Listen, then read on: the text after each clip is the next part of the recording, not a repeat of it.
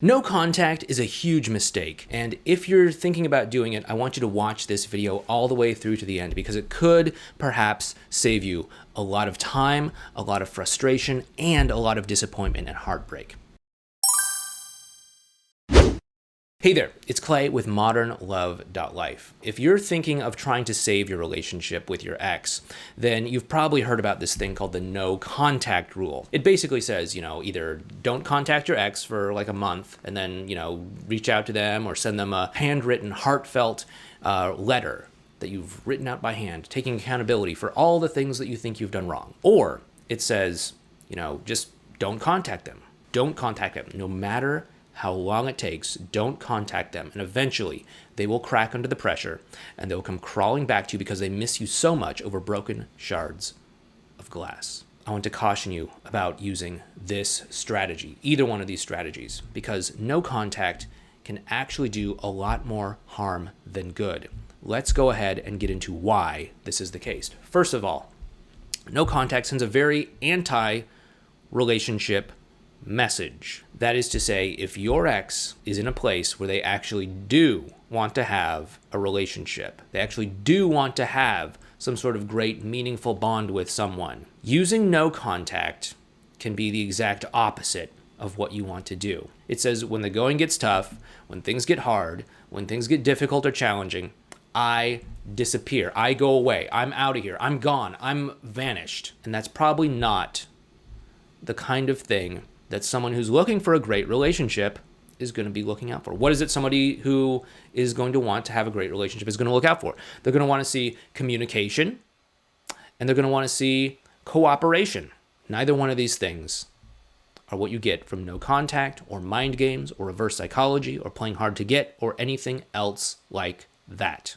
The other problem with no contact is that people often use this as a substitute for actually understanding what is happening. And when this happens, you're basically putting on a blindfold and you're just kind of fumbling around through the dark here. Maybe sometimes you might get it right. Maybe sometimes using no contact is going to elicit some sort of response from them, or it is going to, allow a little bit of time to pass so that the intensity of the breakup isn't so fresh. But if you don't understand what's happening on an emotional level, if you don't understand what needs to happen emotionally for your partner to say, yes, I want to get back together with you, then no contact can do a lot more harm than good. What is it going to take to actually get the two of you back together again? It's going to take them wanting to get back together with you. It's going to take them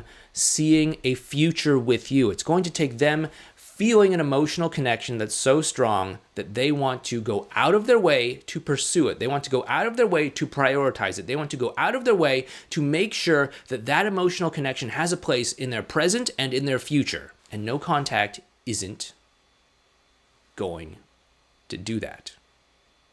Of course, with the two of you being out of contact, you may experience them missing some positive things from the past, but that's not necessarily going to show them that those are going to exist in the present or the future. You may get some time to get your emotional world together, and hey, that's fine. I want you to get your emotional world together. If you're in this place where you're just falling apart emotionally, you're in what we call damage control mode.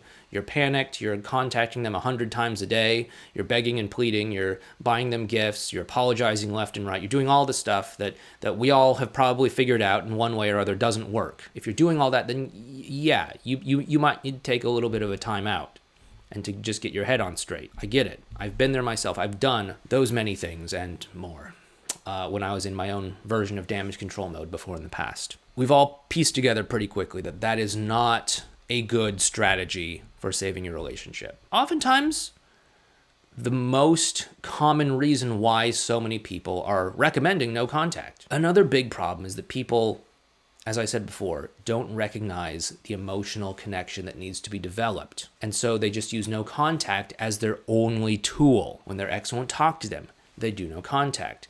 When their ex is in a rebound relationship, they do no contact. When their ex is upset with them, they do no contact. When their ex cancels on a date with them, they do no contact. When their ex says that they're confused, they do no contact. When their ex says that they need a little bit of time to think about things, they do no contact. When their ex says, yes, I do feel something for you, but I'm afraid to take that step forward, they do no contact. And the problem with this is that you're not paying attention to the emotional things that are happening within your ex's world. You are just blindly falling back on this strategy that sends an anti-relationship message. Can you see how this is going to backfire on you?